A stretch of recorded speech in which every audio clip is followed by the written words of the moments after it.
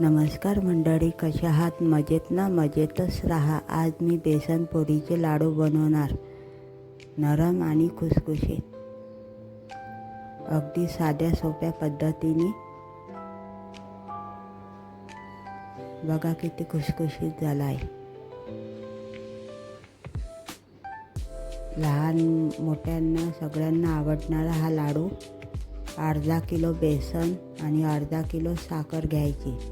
आता या बेसनमध्ये मी मीठ चिमूटभर आणि थोडी हळद म्हणजे कलर येणार. आता हा पाण्यानं भिजवून ठेवायचा 10 मिनटं. थोडं थोडं पाणी टाकत राहायचं. असा घट्ट झाला पाहिजे तो.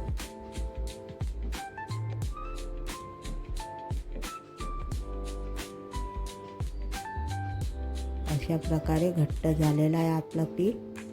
याला 10 मिनटं ठेवायचं. आता कढईमध्ये मी तूप टाकते. तुपामध्ये तळायचे. तेल असेल तेलामध्ये चालते, डाळडा असेल डाळड्यामध्ये पण चालते. मी तूप टाकते. अर्धा किलोला 1 पाव तूप.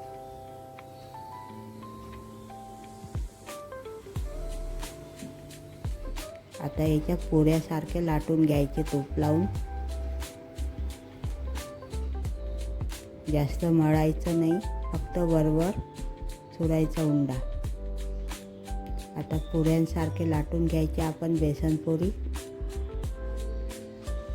आणि तुपामध्ये तळायचे.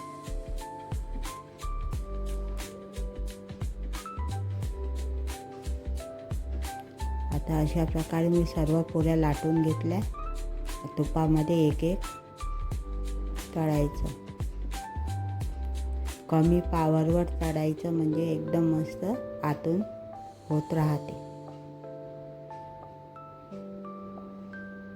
कलर जसा पाहिजे तसा ठेवायचा. मी ब्राऊन ठेवते, असे लालसर पुरी होईपर्यंत. अशा प्रकारे पुऱ्या आपण तळून घ्यायच्या. आता याच्यामध्ये मी अर्धा किलो साखर घेते. अर्धा किलो बेसनला अर्धा किलो साखर आणि 2 ग्लास पाणी. कमी जास्त करू शकता पाणी. आता याला पाक होईपर्यंत ठेवायचा. अर्ध्या तासा पाक तयार.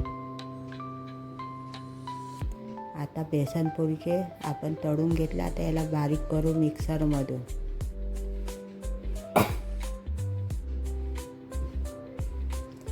अशा प्रकारे बारीक करायचा रवादार.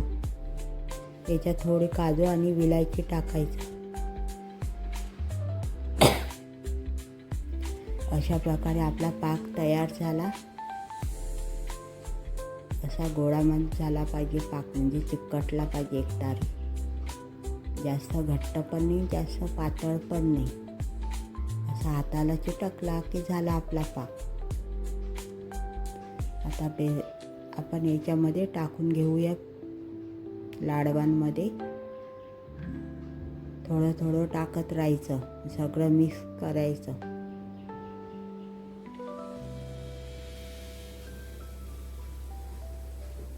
असं सर्व मिक्स झालेलं आहे आपल्या पाकामध्ये. याला 5 मिनटं ठेवायचं म्हणजे मुरतो पाक. आता याचे लाडू बनवायला घेऊ. अशा प्रकारे मी लाडू बनवले.